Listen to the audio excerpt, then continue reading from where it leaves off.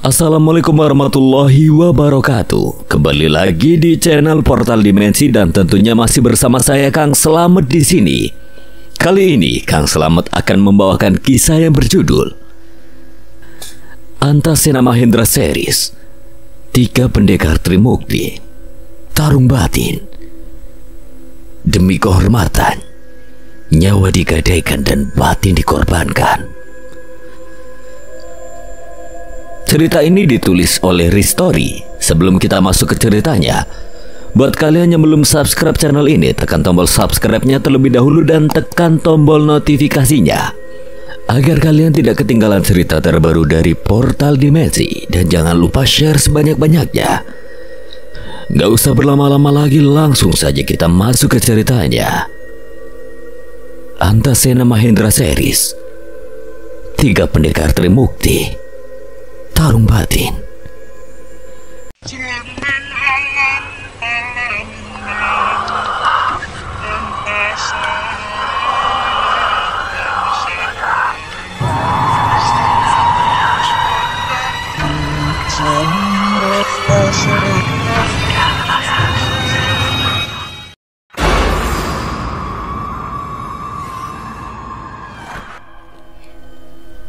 Arya masih membeku di tempatnya. Alisnya berkedut, wajahnya kaku seperti baru saja kena gampar kenyataan. Ia tak menyangka bahwa ucapan isengnya tadi benar-benar dipercaya. Bakul kentang keliling no. Kamu mau beli kentang gak toh? Mumpung bakulnya belum pergi. Arya memutar bola matanya menoleh cepat ke arah mereka. Ngerosan geledek. Aku ngomong begitu cuma supaya tidak ketahuan kalau kita dari Jagat Mukti. Tawa berhenti sejenak, Harta menghampiri Arya lalu menepuk bahunya. Iya aku ngerti, tapi kamu memang cocok jadi bakul kentang keliling. Sialan kamu toh. Adik Arya seraya menendang bokong Arta, namun dengan cepat dihindarinya. Arya hanya bisa menatap dua temannya itu dengan tatapan masam. Ia kembali pada Santi dan menyerahkan kentangnya. Santi, aku bukan tukang kentang rebus. Tadi itu cuma cara buat alasan di depan berendalan itu. Kentang ini gratis, aku gak minta bayar. Oh gitu Thomas, tak pikir beneran bakul kentang. Santi tampak malu, namun ia akhirnya menerima kentang itu dengan dua tangan. Matur nuwun mas. Ayo sambil jalan, hari sudah ingin gelap. Mereka tidak menunggu lebih lama, langit mulai kehilangan warnanya. Awan menggumpal kelabu di ujung barat. Jalan masih panjang dan malam belum tentu bersahabat. Mereka terus berjalan, langkah yang tadi terasa ringan kini mulai terasa berat. Bukan karena kelelahan, melainkan karena suasana hati yang mulai berubah. Ada sesuatu yang tumbuh di antara mereka, halus namun nyata, bukan sekedar perjalanan menuju perguruan, melainkan juga keyakinan bahwa memilih berhenti dan menolong orang lain tidak pernah salah. Santi berjalan sedikit di belakang mereka, suaranya lirih memecah sunyi yang mulai menebal di antara pohon-pohon tinggi. Terima kasih banyak ya mas sudah mau menolongku. Arya tidak langsung menoleh, tatapannya masih lurus ke depan menyibak kabut tipis yang mulai turun perlahan. Manusia itu diciptakan untuk saling tolong-menolong. Tapi jadikan ini pelajaran. Jalanan sepi seperti ini tidak selalu aman. Santi mengangguk pelan, menyimpan nasihat itu dalam-dalam. Ya mas, tapi ngomong-ngomong kalian ini siapa sih dan mau kemana? Tanya Santi yang sudah tidak bisa lagi menahan. Ketiganya langsung saling pandang. Tak ada yang berbicara, tapi sepasang mata cukup untuk saling menyepakati siapa yang akan menjawab. Panggil saja aku Arya, yang dua ini Seno dan Arto. Kami sedang menuju perguruan Teratai Putih. Langkah Santi terhenti seketika, tubuhnya menegang sejenak. Arya menoleh ke arahnya. Ada apa? Tidak, cuma kaget saja. Kebetulan aku juga ingin ke arah sana. Oh, baguslah kalau begitu. Jalan setapak membawa mereka ke tepi lembah kulon. Langit mulai kehilangan warnanya. Cahaya jingga di ujung barat berubah kelabu, lalu pelan-pelan ditelan bayangan malam. Pohon-pohon berdiri seperti penjaga tua dan angin yang semula tenang mulai bergerak tak wajar. Tak ada suara burung, tak ada gemerisik daun, tapi sesuatu terasa salah. Langkah Arya terhenti, Seno dan Arto pun berhenti bersamaan. Gerak mata mereka menyapu cepat ke segala penjuru, menangkap apapun yang tersembunyi di balik bayangan hutan. Ada yang mengawasi? Ucap Arto yang nyaris tak terdengar. Arya hanya mengangguk kecil lalu berbisik, Santi, cepat cari tempat sembunyi. Santi tampak ragu, tapi melihat tatapan Arya yang tidak main-main, ia segera berlari ke balik pohon besar. Di balik akar yang mencuat seperti akar tanah, ia meringkuk diam, hanya napasnya yang belum bisa ia tenangkan. Arya berdiri tenang, satu tangan menggantung santai di sisi tubuh, tetapi seluruh sarafnya sudah siaga. Suaranya terdengar tegas tanpa gentar. Keluar! Kami tahu kalian di sana. Beberapa detik sunyi menyambut, lalu dari sisi kiri muncul 5 orang dan dari sisi lainnya muncul juga 5 orang lagi. Seolah tak ingin memberi celah mereka bertiga untuk lari, mereka berpakaian serba hitam dengan wajah tertutup kain, hingga hanya matanya yang tampak, tajam penuh niat. Arya menyipitkan mata. Pasti orang tadi yang membawa bala bantuan, gumamnya mengingat salah satu dari anak buah Jaranta yang sempat kabur. Seno melangkah sedikit ke samping. Saling jaga. Jumlah mereka 2 kali lipat dari sebelumnya. Tanpa aba-aba, ketiganya berdiri membelakangi satu sama lain, membentuk formasi lingkaran kecil. Gerakan mereka tenang, tapi tubuh mereka sudah siap meledak kapan saja. Mau apa kalian menghadang jalan kami? 10 sosok itu mendekat, langkah mereka ringan tapi tajam seperti ujung pisau yang diseret angin. Satu dari mereka maju lebih dekat, suaranya datar tanpa ampun. Tinggalkan semua barang kalian, atau kalian mati di sini. Arya tersenyum miring, sedikit pun tidak bergeser dari tempatnya. Kalau mau ambil sendiri, besar juga nyalimu. Halangan tak pernah memberi peringatan. Ia hadir tiba-tiba di saat kau merasa tenang. Tapi justru di sanalah rahasia kekuatan diuji, bukan pada kesiapan, tapi pada ketenangan dan kepercayaan satu sama lain. Dalam sekejap 10 sosok itu bergerak bersamaan, tubuh mereka melompat, menyerbu dari berbagai arah, gelap jadi lebih pekat oleh gerakan mereka. Seno mendapat serangan dari 3 orang sekaligus, meski ilmu bela dirinya tidak sebanding Arya dan Arto. Namun Seno juga tidak mudah dikalahkan. Dalam penggunaan tenaga dalam, dia lebih hebat dibanding kedua temannya. Sebuah tinju dengan tangan berotot melesat ke wajahnya dari arah depan. 2 orang lainnya melancarkan tendangan mengincar dari samping. Seno menghela napas, selalu memejamkan matanya. Meski dalam keadaan gelap gulita, dirinya bisa merasakan aliran energi dari serangan yang dilancarkan, yang melebarkan kuda-kuda mengeratkan pijakan. Dengan satu gerakan, Seno menghantamkan tinju yang ada di depannya. Kedua kepala tangan mereka bertemu. Orang itu seketika mengerang kesakitan sembari mengibaskan tangannya. Apa-apaan orang ini, tangannya seperti batu. Seno masih belum bergeming, mengeratkan kuda-kudanya. Tendangan dari 2 arah mengenai pinggang kanan dan kirinya. Tulang rusukmu pasti cedera dengan serangan ini, ujar salah seorang musuhnya. Namun kenyataannya membuat kedua orang itu terperangah meski kedua tendangan itu mengenainya. Seno masih berdiri kokoh, tak bergeming sedikit pun. Tidak mungkin dia pengguna ilmu kanuragan, ujar musuhnya menyadari sesuatu pada diri Seno. Ketiga orang yang menyerang Seno tampak gentar. Saat menyadari ilmu yang digunakan Seno, ilmu kanuragan yang mampu memberikan kekuatan fisik luar biasa bagi penggunanya.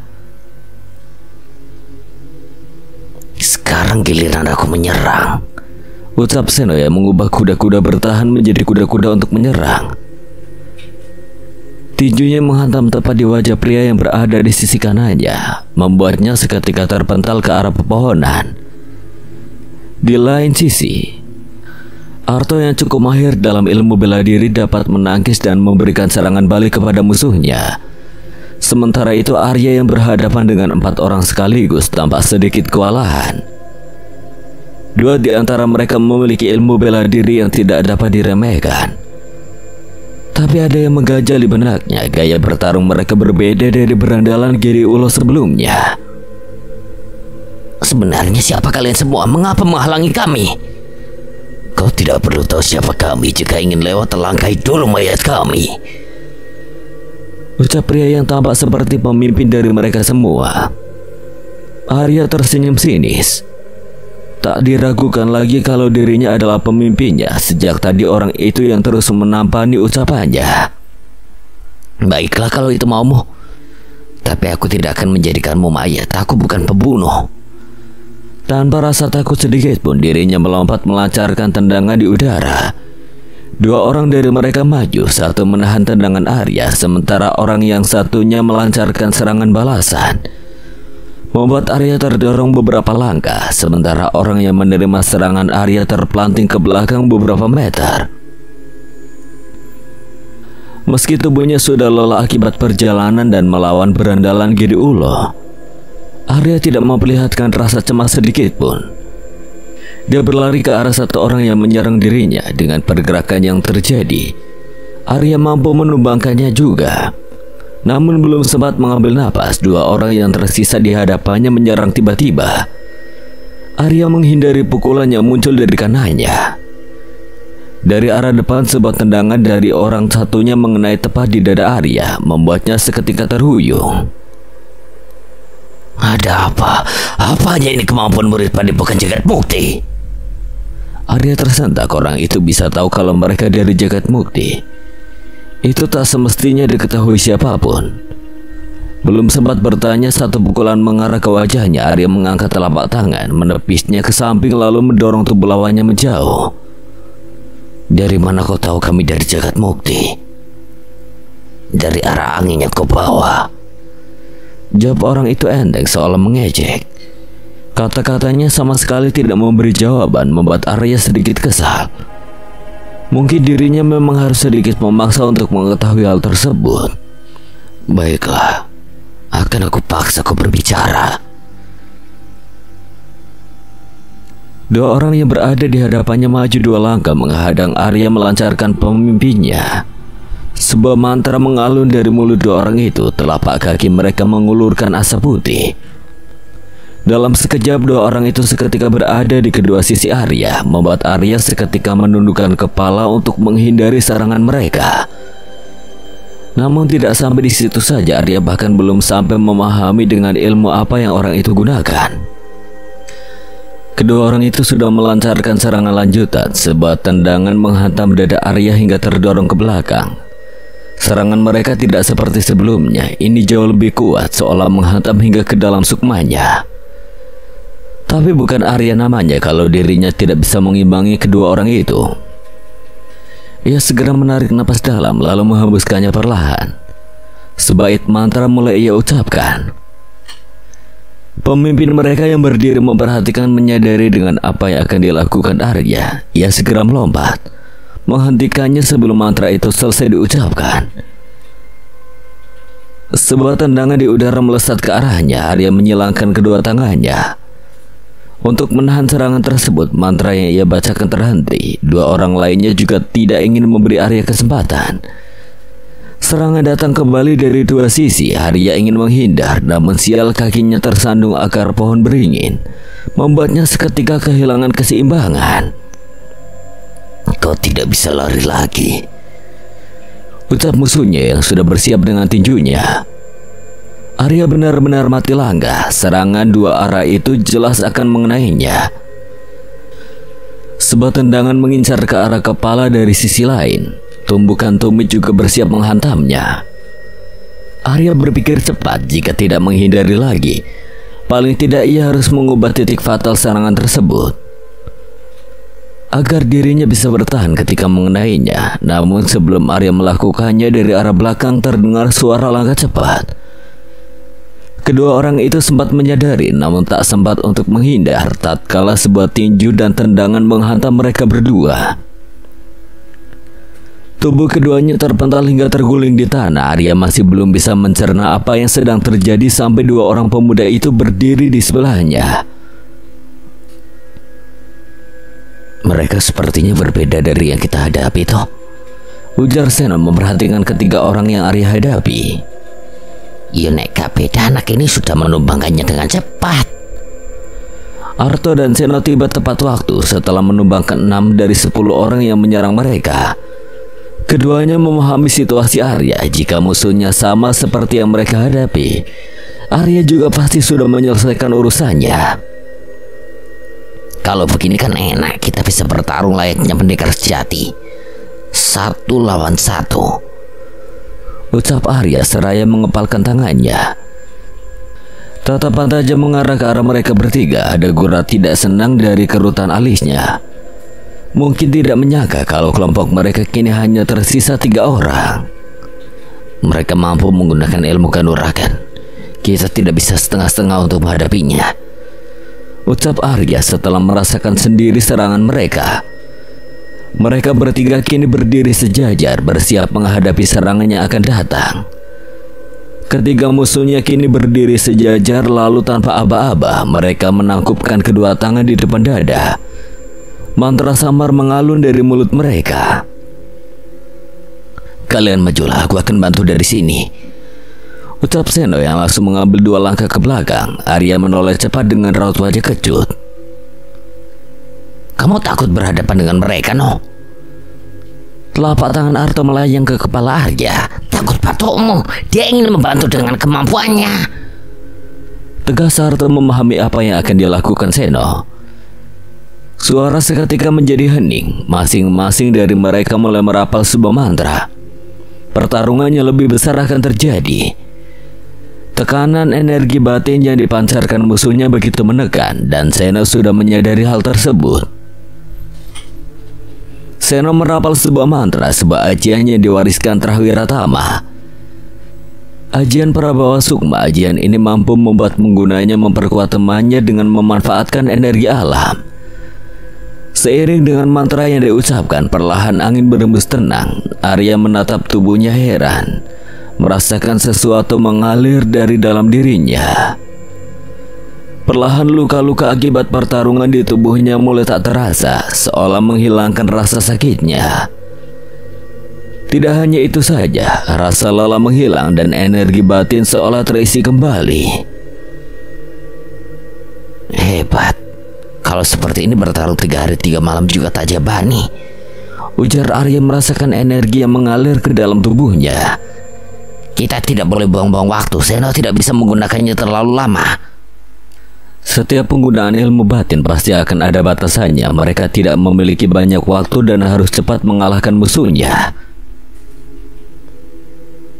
Ranu, tidak ada pilihan lain, kita gunakan ilmu itu, ujar salah seorang berpakaian hitam itu pada temannya. Orang yang dipanggil Ranu itu mengangguk. Mereka berdua juga menyadari kalau 3 pemuda jagat mukti itu tidak bisa dianggap remeh. Mereka mengambil kuda-kuda siap bertarung. Sebuah mantra kembali mereka bacakan. Tekanan di tempat itu seketika meningkat, lebih berat dari sebelumnya. Arya dan Arto saling tatap dan melempar anggukan sebagai jawaban. Akan kuperkuat serangan kalian, saut Seno yang masih berdiri di belakang.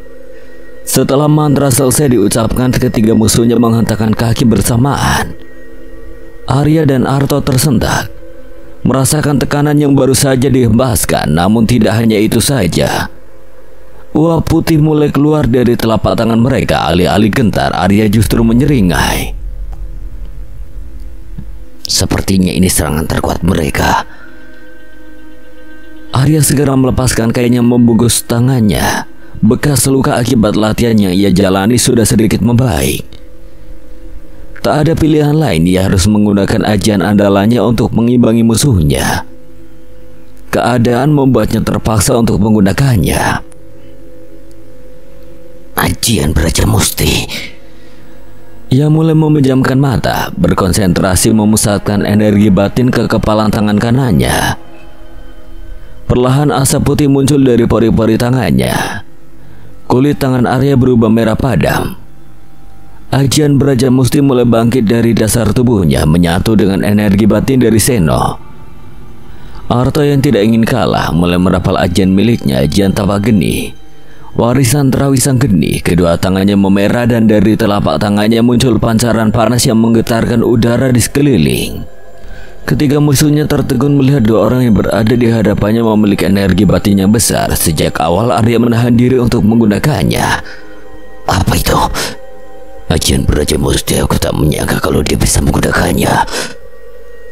Tingkat kesulitan dalam penguasaan ajian Braja Musti tidaklah mudah. Hanya mereka yang memiliki fisik dan energi batin yang selaras.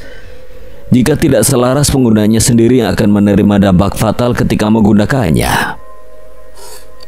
Kalian tidak perlu takut, kita hadapi bersama, ujar pria yang menjadi pemimpin mereka. Masing-masing dari mereka menggunakan ajian terkuat yang masih mereka kuasai.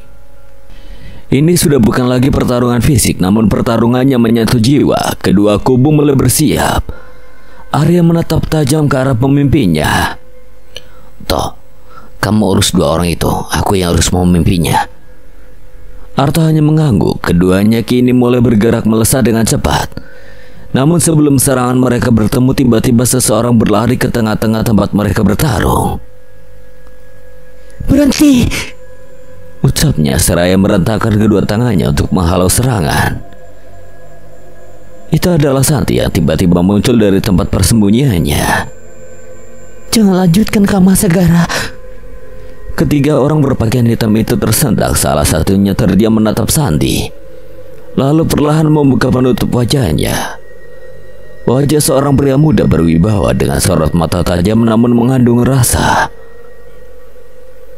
Santi, kenapa kamu ada di sini? Hentikan pertarungan ini, Kang Mas. Apa maksudmu? Jawab pertanyaanku, kenapa kamu berada di sini? Mereka bertiga sudah menyelamatkanku dari orang-orang Giri Ulo di Lembah Kulon sehabis menyaksikan pertunjukan dari Desa Tanjung. Suasana seketika berubah drastis. Dari ketegangan menjadi kebingungan. Arya menurunkan tangannya perlahan. Asap putih yang sebelumnya mengepul perlahan menipis. Arto juga mengendurkan kuda-kudanya. Seno hanya diam namun masih waspada. Lelaki yang dipanggil Sagara itu menoleh ke arah Arya dan kedua temannya.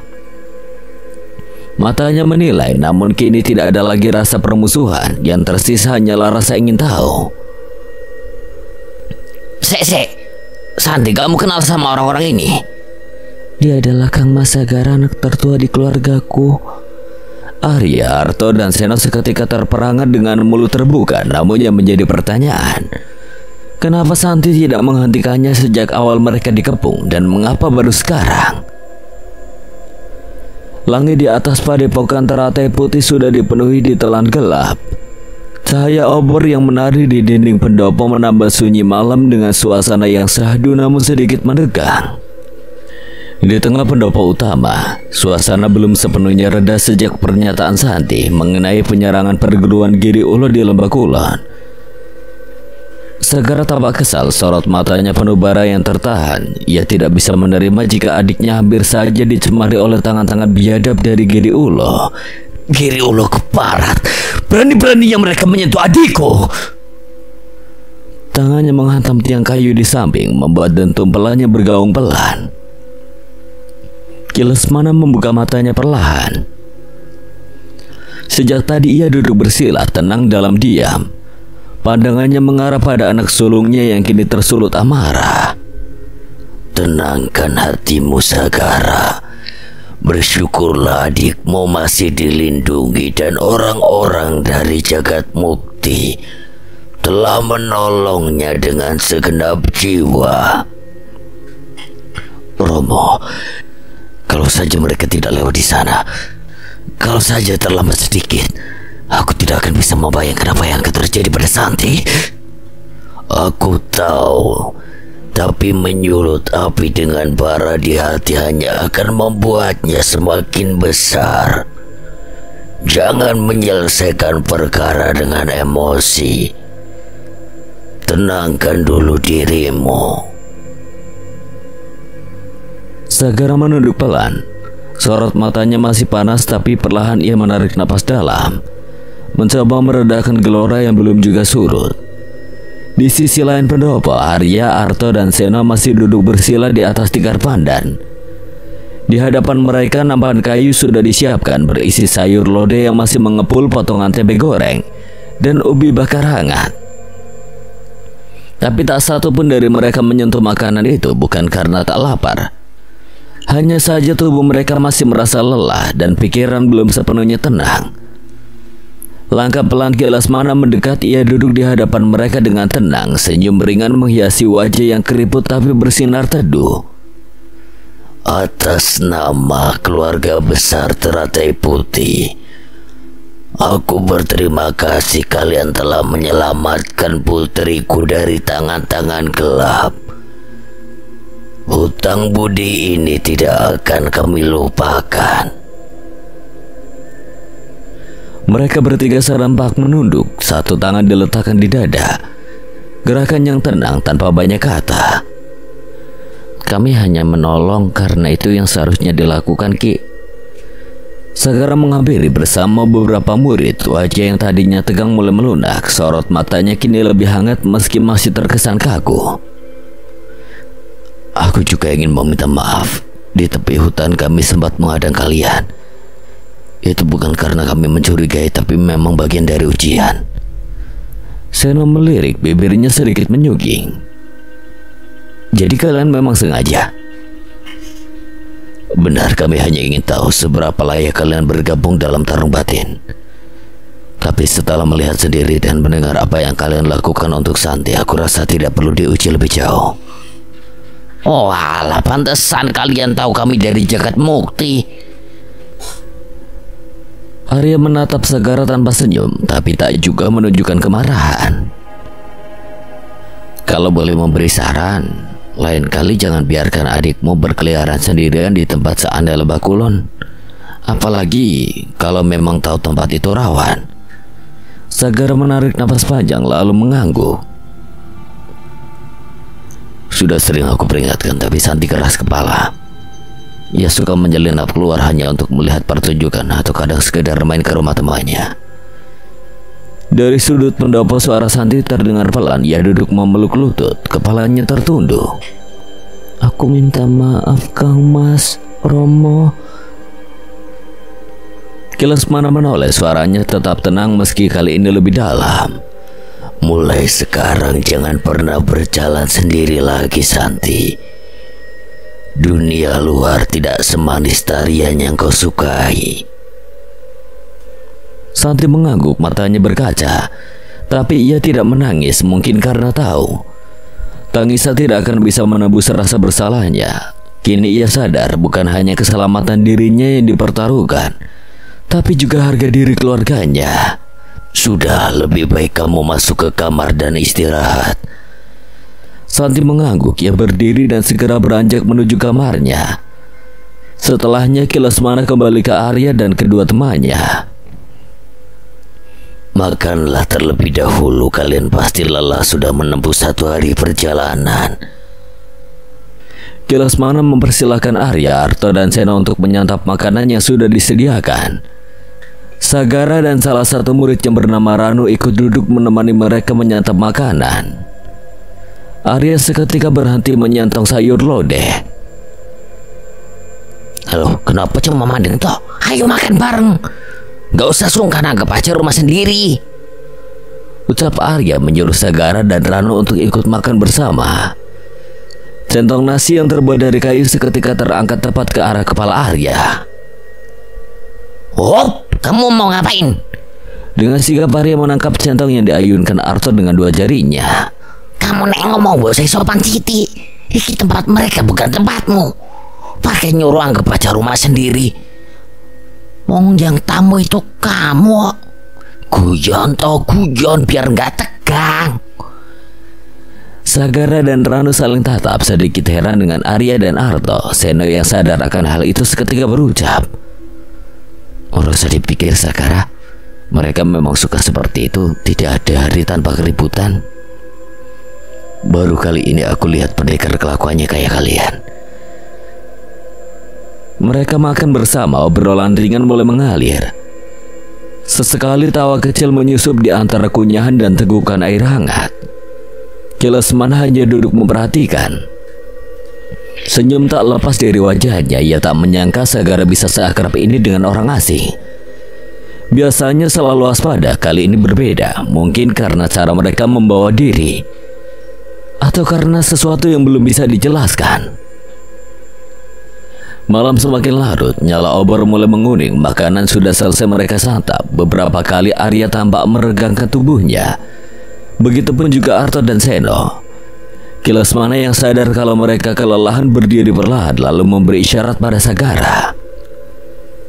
Sagara, lebih baik kamu antar mereka ke bilik istirahat. Mereka sudah menempuh perjalanan jauh hari ini. Besok pagi kita akan bicarakan lebih lanjut mengenai tarung batin. Sagara mengangguk. Ia memberi isyarat pada beberapa murid untuk membawa lentera, lalu mempersilahkan Arya, Arto, dan Seno untuk berdiri. Ayo ikuti aku ke tempat kalian bisa beristirahat. Langkah kaki mereka menyusuri sisi Serambi, menyelinap di antara kabut tipis yang turun diam-diam dari langit. Sagara berjalan di depan, menuntun mereka melewati pelataran yang kini hanya diterangi obor yang mulai redup. Tak banyak suara selain desir malam yang menyentuh daun dan napas mereka yang tertahan karena lelah. Di timur pendopo, sebuah bangunan kayu berdiri teduh di antara bayang-bayang pepohonan. Sagara menghentikan langkahnya, membuka daun pintu yang mengeluarkan bunyi seret perlahan. Di tempat ini kalian bisa beristirahat malam ini. Tidak mewah tapi cukup nyaman untuk melepas lelah. Arya menoleh sebentar, matanya menyapu ruangan yang rapi namun sederhana. Ini bahkan lebih besar dari kamar kami di Jagat Mukti. Mereka masuk menaruh barang-barang di atas meja kayu. Rasa lelah mulai terasa ketika tubuh bertemu ketenangan. Kalau begitu aku pamit. Kalau butuh sesuatu, temui saja murid yang berjaga di halaman. Mereka bertiga mengangguk. Pintu tertutup perlahan. Sunyi kembali mengambil alih ruangan. Di kamar lain, angin menelusup lewat sela-sela kisi-kisi jendela, membawa dingin yang menggigit lembut di kulit. Santi masih terjaga duduk bersandar di sisi ranjang dengan mata yang tak kunjung terpejam. Pandangannya tertuju pada langit malam yang terlihat dari jendela yang terbuka separuh. Rembulan bulat menggantung di langit, dikelilingi kabut tipis yang bergerak pelan seperti tirai yang ditarik angin. Bayangan siang tadi belum juga pergi, hatinya belum benar-benar tenang. Wajah Arya sempat melintas dalam ingatannya, entah kenapa malam membuatnya tersenyum pelan, lalu buru-buru mengalihkan pandangan. Suara gemerisik dedaunan mengalihkan pandangan Santi. Dirinya mendongak ke arah luar jendela. Siapa di sana? Ujarnya, merasa ada sesuatu yang bergerak dari balik semak-semak yang tak jauh dari jendela kamarnya. Matanya memicing mencari wujud sesuatu yang bergerak itu. Namun tanpa ia duga, tiba-tiba seekor ular hitam berukuran besar melesat secepat bayangan. Santi tak sempat menghindarinya. Tubuhnya sudah dililit kuat oleh ular tersebut. Jeratannya semakin kencang membuat napasnya tertahan. Mulutnya hendak berteriak namun tak mampu. Dengan keadaan tak berdaya, Santi hanya bisa menatap kepala ular yang terangkat tinggi. Lidahnya menjulur dan mendesis di hadapan wajah Santi. Mulutnya terbuka memperlihatkan dua taring panjang yang meneteskan cairan kental. Di kamar lainnya berjarak beberapa bangunan, lantunan ayat-ayat suci mengalun hikmat dari suara tiga pemuda yang duduk bersila menghadap arah kiblat. Malam ini adalah malam Jumat Kliwon. Bukan waktu biasa dan bukan sembarang malam. Arya, Arto, dan Seno membaca Yasin bersamaan. Salah satu kewajiban di Padepokan Jagat Mukti ketika malam Jumat Kliwon datang bukan untuk menghindari gangguan gaib atau semacamnya, namun untuk mendoakan keluarga dan kerabat mereka yang sudah tiada. Saat bacaan mencapai tengah-tengah surat, Arya tiba-tiba menghentikan bacaannya. Nalurinya merasakan energi jahat yang tidak jauh dari tempatnya berada. Ada yang aneh. Arto dan Seno menatapnya. Mereka juga merasakan hawa yang sama. energi jahat yang berada tidak jauh dari tempat mereka berdua. Arya segera bangkit dan membuka pintu untuk memastikannya. Dari arah sana. Itu kamar Santi, saut Arto yang sempat melihat Santi sebelumnya masuk ke ruangan tersebut. Rasa khawatir membuat Arya tidak menunggu lama. Ia segera mengambil langkah 1000 menuju tempat tersebut. Seno dan Arto menyusul di belakang. Sementara itu Lesmana yang tengah berbincang dengan Ranu dan Sagara di pendopo juga tersentak. Apa yang terjadi, Romo? Sorot mata Lesmana tertuju ke arah barat, tempat di mana kamar Santi berada. Ada energi jahat di kamar Santi. Sagara dan Ranu berlari lebih dulu, khawatir terjadi sesuatu pada adik bungsunya itu. Arya tiba di depan pintu kamar Santi tanpa mengimbangi lagi. Ia menghantam pintu kayu itu dengan pundaknya. Daun pintu terbuka keras dan matanya langsung menangkap sosok Santi yang tengah dililit ular besar. Mata gadis itu membelalak sementara mulutnya tak sanggup mengeluarkan suara. Mulut ular itu terbuka lebar, taringnya nyaris menancap di wajah Santi. Santi! Arya menerjang, menangkap kepala ular dan menahan rahangnya dengan kedua tangannya. Itu bukan ular biasa. Seno yang peka dengan hal gaib seketika menyadari kalau ular tersebut bukan ular pada umumnya. Toh, bantu Arya menahannya. Pinta Seno untuk membantu Arya yang kewalahan menahan tenaga ular tersebut. Arto menarik bagian ekor ular yang melilit Santi, berusaha melonggarkan lilitan ular itu setidaknya agar Santi bisa kembali bernapas. Tarik terus toh, ujar Arya yang mengarahkan seluruh tenaganya. Seno segera membaca amalan pemutih untuk meleburkan ular kiriman itu. Lantunan ayat suci mulai mengisi ruangan. Ular tersebut memberontak merasakan efek dari bacaan ayat suci yang dilantunkan Seno. Perlahan lilitannya mulai mengendur. Ular sialan, lepaskan Santi! Tubuh ular tersebut mulai bergoyang liar, mengeluarkan suara erangan. Asap putih mulai keluar dari sisiknya yang mengkilap. Saat lilitannya benar-benar melemah, Arto segera memutar ke arah berlawanan untuk melepaskan tubuh Santi dari jeratannya. Dirasa sudah memiliki celah, Arto segera menarik tubuh Santi, membawanya menjauh dari ular tersebut. Aku berhasil membahas Santi, yo. Ya aku sih ngerti, tapi ularnya malah ngelilit tubuhku. Tanpa ia sadari, saat Arto melepaskan lilitan dengan berputar, justru membuat tubuh ular itu melilit tubuh Arya. Beruntung Seno terus membacakan amalan pemutih, sehingga ular tersebut semakin melemah. Asap hitam semakin mengepul dari tubuhnya. Arya memutar tubuhnya untuk melepaskan diri, lalu melepaskan genggaman yang menahan kepala ular tersebut. Seno melangkah mendekati ular tersebut, membuatnya semakin kelojotan.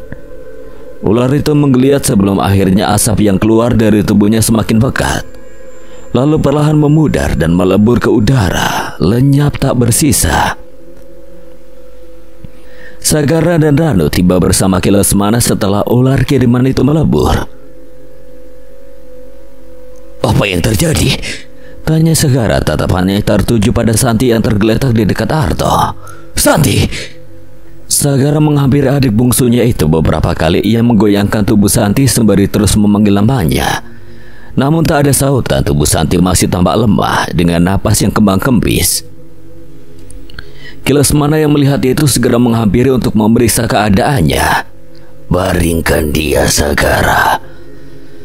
Lesmana melakukan beberapa totokan di titik-titik tertentu pada tubuh Santi. Beberapa detik kemudian gadis itu mengerjapkan mata, lalu menatap kakaknya dengan mata yang berkaca-kaca.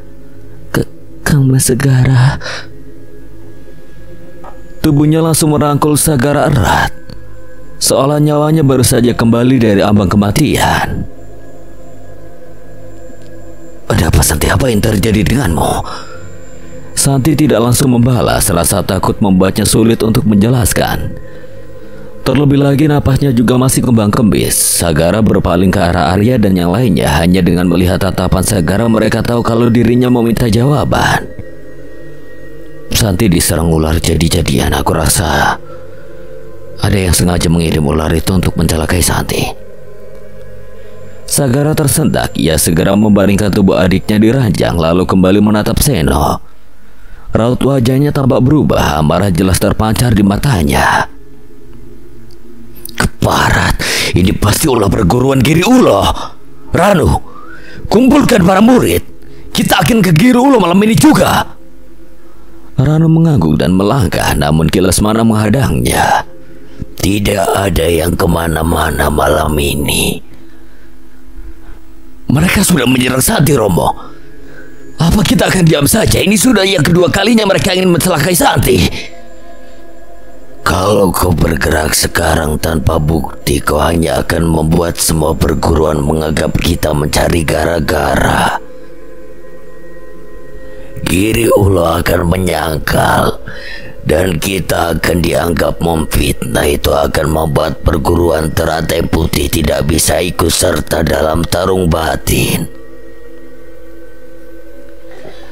Meski batinnya juga bergolak dengan amarah, namun Kilesmana sadar bisa jadi ini hanyalah jebakan yang dibuat perguruan Giri Ulo untuk memancing amarahnya. Dengan begitu Teratai Putih tidak bisa ikut serta dalam tarung batin, sebab ada sebuah peraturan tertulis sebelum tarung batin diselenggarakan. Setiap perguruan yang ikut serta tidak diizinkan membuat konflik antar perguruan. Aku tidak ingin tujuan untuk mengembalikan tarung batin akan gagal. Namun Sagara yang diliputi amarah membuat dirinya gelap mata dengan siapa ia bicara. Romo, apa Romo hanya akan diam saja? Santi anak perempuanmu satu-satunya. Bagaimana bisa Romo membiarkan perbuatan mereka begitu saja? Apa kau sekarang sudah berani membantah perkataan Romomu, Sagara? Sagara terdiam, rahangnya mengeras. Dengan tangan mengepal, tak biasanya Kilesmana membentak dirinya. Kalau memang mereka yang melakukannya, maka kita balaskan di tarung batin. Hanya itu satu-satunya jalan. Jangan biarkan emosi merusak tujuan yang telah kita persiapkan selama ini. Suasana seketika menjadi hening. Sagara tidak lagi membantah perkataan Romonya. Ia hanya bisa tertunduk menahan rasa kesalnya. Arya menghampiri Sagara lalu menepuk pundaknya. Perkataan Romomu benar. Jika benar mereka yang ingin mencelakai Santi, kita balaskan perbuatan mereka di tarung batin. Sagara menatapnya sejenak, merasa heran dengan senyuman yang terpampang di wajah Arya. Tanpa sadar emosinya mulai mereda dengan sendirinya. Mereka memang belum lama bertemu, namun Sagara merasa seperti sudah mengenal Arya sejak lama. Sifat anak itu yang mudah akrab dengan orang yang baru dikenal membuat suasana tegang menjadi reda seketika. Kang Mas Sagara, sudahlah. Jangan biarkan dirimu diliputi amarah. Santi juga sudah baik-baik saja. Sagara seketika menoleh ke arah ranjang tempat Santi terbaring. Ia menghampiri dan duduk di sebelahnya dengan menggenggam tangan adik kesayangannya itu. Santi, kau adalah wanita yang Mas Sagara jaga setelah ibu tiada. Mas Sagara hanya tidak ingin kehilangan untuk yang kedua kalinya. Ucap Sagara dengan lembut namun dibumbui amarah terhadap Giri Ulo. Mata Santi berkaca-kaca. Sejak kecil kakaknya itu memang selalu melindunginya dalam segala hal. Bahkan sampai tidak ada lelaki yang berani mendekati Santi meski hanya untuk mengajaknya bermain. Tidak apa Mas Sagara, Santi sudah tidak takut lagi. Santi percaya Mas Sagara dan yang lainnya pasti bisa mengembalikan tradisi tarung batin seperti sedia kala. Kang Mas memiliki teman yang bisa diandalkan. Ucap Santi seraya melempar pandangan ke arah tiga pemuda dari Jagat Mukti. Sagara menoleh ke arah tiga pemuda itu, menatapnya sejenak.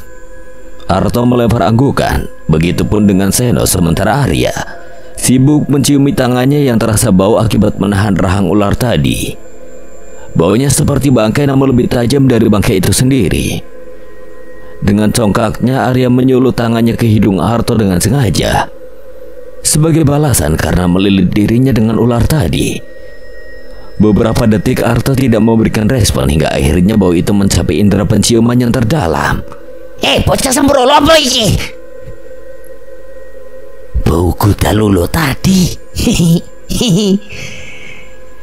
Seno menepuk jidatnya dengan apa yang mereka lakukan. Situasi sedang dramatis, namun mereka tetap saja bertengkar hanya karena hal kecil. Namun hal tersebut membuat Sagara dan Santi tertawa. Hatinya merasa lebih lega. Bara yang membakar seketika padam. Kata-kata Santi membuatnya sadar. Kau benar. Ancaman dari Giri Ulo telah dimulai, tapi mereka belum tahu ini bukan sekedar dendam, melainkan pertanda bahwa tarung batin akan lebih dari sekedar pertarungan antar perguruan. Ini tentang arah kekuatan dan siapa yang pantas menjaganya. Malam itu Ki Lesmana memberi perintah beberapa murid untuk berjaga di sekitar kamar Santi, khawatir apabila kejadian yang sama terulang kembali. Sena juga sedikit membantu dengan menggunakan kemampuannya yang membuat pagar gaib di sekitar kamar Santi. Meski tidak terlalu kuat, setidaknya ia akan langsung merasakan apabila ancaman kembali datang. Mentari baru saja muncul dari balik pegunungan, sementara kabut tipis perlahan menyingkir dari halaman padepokan Teratai Putih. Suara langkah kaki terdengar teratur membentuk irama dari barisan para murid yang sedang melakukan pemanasan pagi. Napas mereka teratur, gerakan tangan dan kaki bergerak selaras, seperti tarian senyap yang penuh makna. Tak ada teriakan, hanya denting ketenangan yang menempeli udara. Di pendopo utama, Arya, Seno, dan Arto duduk bersila di hadapan mereka. Ki Lesmana duduk tenang diapit oleh Sagara dan Ranu. Cangkir-cangkir teh belum disentuh karena pembicaraan lebih penting dari sekedar menyesap hangat daun kering. Kejadian semalam sudah teratasi oleh Seno. Ia membuat pagar gaib di sekitar padepokan guna mencegah hal buruk lagi kepada Santi.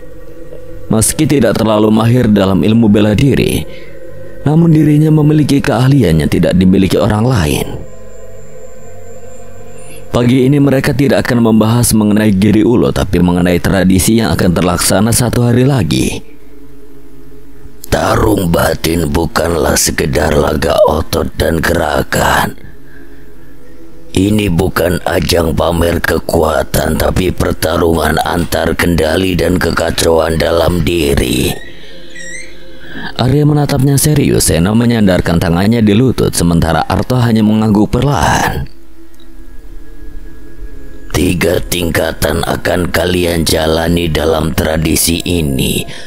Bukan untuk menguji kemampuan kalian, tapi untuk memastikan batin kalian tidak mudah runtuh saat badai datang. Ketiga pemuda dari Jagat Mukti itu saling tatap. Sebelumnya Ki Naralaya sempat menjelaskan mengenai tarung batin, namun belum menyebutkan mengenai pertarungan yang akan dihadapi nanti. Maksud dari 3 tingkatan apa, Ki? Ki Lesmana mengangkat 1 jari. Tingkatan pertama disebut Tanding Rogo Sukmo. Ini adalah pertarungan 1 lawan 1, bukan hanya otot yang akan diuji, tapi kendali atas emosi, amarah, takut, dendam. Semua itu akan mengambang saat kalian bertarung. Siapa yang bisa menumbangkan lawannya ataupun membuatnya menyerah, itulah pemenangnya. Berarti kalau belum tumbang dan tidak menyerah, pertarungan akan terus berlanjut tanpa adanya waktu, Ki. Benar. Tidak ada batas waktu. Kalau seperti itu, ini bisa menjadi pertarungan hidup dan mati kalau tidak ada yang tumbang ataupun ingin menyerah. Sejauh ini tidak ada yang bertarung hingga seperti itu. Pihak yang menerima luka lebih banyak biasanya akan langsung menyerah. Saud Sagara yang duduk di sebelah Ki Lesmana. Mereka bertiga mengangguk mengerti, meski masih ragu dengan jawabannya tidak pasti itu. Ki Lesmana melanjutkan kini dengan 2 jari terbuka. Tingkat kedua disebut Podoroso. Ini bukan hanya soal kekuatan, Tapi penyatuan rasa, kalian akan bertarung berdua menghadapi dua lawan dari perguruan lain. Tidak akan cukup hanya kompak secara gerak. Kalian harus sejiwa. Kalau satu dari kalian lengah, maka keduanya terjatuh. Jika kalian tidak bisa membaca niat dan arah gerakan rekan kalian sendiri, kalian tidak akan bertahan lama. Arya dan Arta seketika saling lirik dengan raut wajah kecut, seolah enggan untuk disatukan dalam tingkat kedua. Kilasmana kini mengangkat 3 jarinya menjelaskan tingkatan terakhir. Tingkat ketiga adalah Gatra Mandala. 5 orang dalam satu lingkaran, 5 hati, 5 arah rasa, tapi hanya satu getaran. Maksudnya pertarungan satu kelompok, Ki? Seno memastikan. Kilasmana mengangguk, tatapannya berubah serius. Mandala adalah lambang dari keseimbangan. Dalam tingkatan ini kalian tidak hanya butuh tenaga dan akal, tapi batin yang menyatu, satu jauh semuanya goyah, satu marah semuanya teracuni. Sebelum pertarungan kalian wajib bermeditasi. Setelahnya pun sama, ini bukan perintah, ini keharusan. Karena tanpa keseimbangan kalian hanya akan jadi senjata tanpa kendali. Arya mengangguk perlahan. Dalam benaknya 3 tingkatan itu bukan hanya soal teknik bertarung, tapi seperti perjalanan jiwa dari dalam diri menuju keharmonisan dengan orang lain, hingga akhirnya menyatu dalam satu kesatuan yang lebih besar. Berarti kita harus berhasil melewati ketiga tingkatan itu dengan kemenangan, Ki. Tidak harus ketiganya, tapi setiap perguruannya memenangkan tingkat 1 ataupun 2. Dia berhak melanjutkan ke tingkat 3. Tapi jika di kedua tingkatan itu mereka menerima kekalahan, perguruan tersebut dinyatakan gugur dan tidak bisa melanjutkan ke tingkat ketiga. Seno mulai memahami penjelasan Kilasmana, namun masih ada yang mengganjal benaknya mengenai tingkat ketiga. Mengenai tingkatan ketiga, apa kita akan bertarung satu kelompok sekaligus seperti tingkat ke-1 dan kedua, Ki?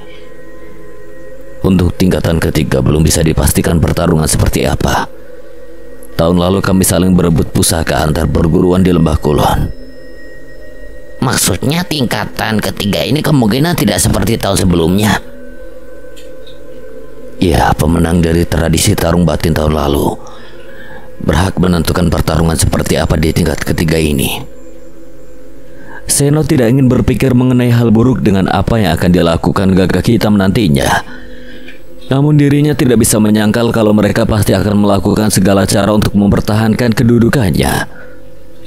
Matahari kini sudah lebih tinggi menyinari seluruh halaman padepokan. Suara latihan murid-murid kembali terdengar berpadu dengan desir angin dan bunyi bambu yang saling bergesek. Arya memejamkan mata sejenak, lalu membuka matanya perlahan, menatap ke arah tempat para murid berlatih.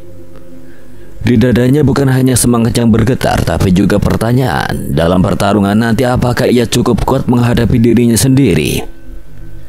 Karena tarung batin bukan tentang menang atau kalah, tapi tentang mengenali siapa sebenarnya yang bersemayam di balik tubuh dan nama yang selama ini ia kenal sebagai dirinya. Lalu siapa yang akan maju terlebih dahulu untuk tarung tingkat pertama dan kedua? Seno memulai topik baru. Kilasmana tidak langsung menjawab. Pandangannya menatap satu persatu pemuda yang duduk di hadapannya.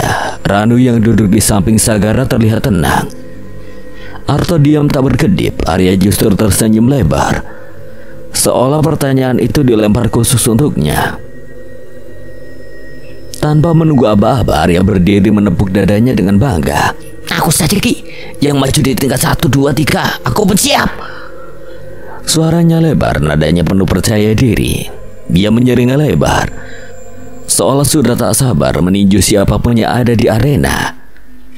Arta memutar mata, berdiri pelan lalu menarik ujung lengan baju Arya agar kembali duduk.